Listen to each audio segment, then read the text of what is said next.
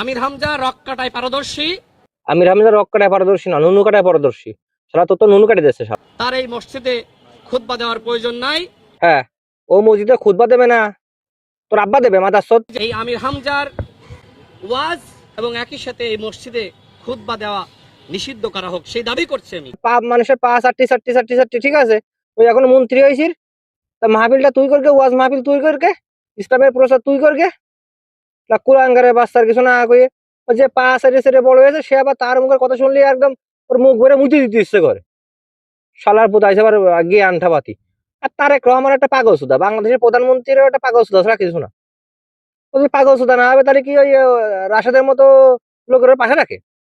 হ্যাঁ, কুলাঙ্গারের বাচ্চা মানে কোনো কি কয় কি না কয় কিছু বোঝে না শোঝে না, ওসব কুলাঙ্গারকে সাথে করে নিয়ে ইসলামের আবার গোষ্ঠী মারার জন্য লেগেছে। হ্যাঁ, ইসলামের মানে শত্রু যারা হয়েছে তারা তো তা বাঁচতে পারেনি, বাঁচতে পেরেছে। আসিনা খেলার নানি ওই করতো, আসিনা নানি তো করতো না, ওর লোকজন যা আছে তাই তারা ওই করতো, করে করে সে এখন বাক্সে হলো দিল্লিতে। তোরও বাগার সময় হয়ে গেছে, তারেক যারে বাগার সময় হয়ে গেছে, ও যাবে লন্ডনে।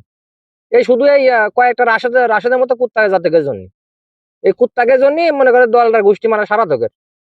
তোরা 65 ষাট সালারা, তোমাকে কোনো সাধারণ জ্ঞান হবে না, বোঝনি? সাধারণ মানে জ্ঞান তোমাকে নেই।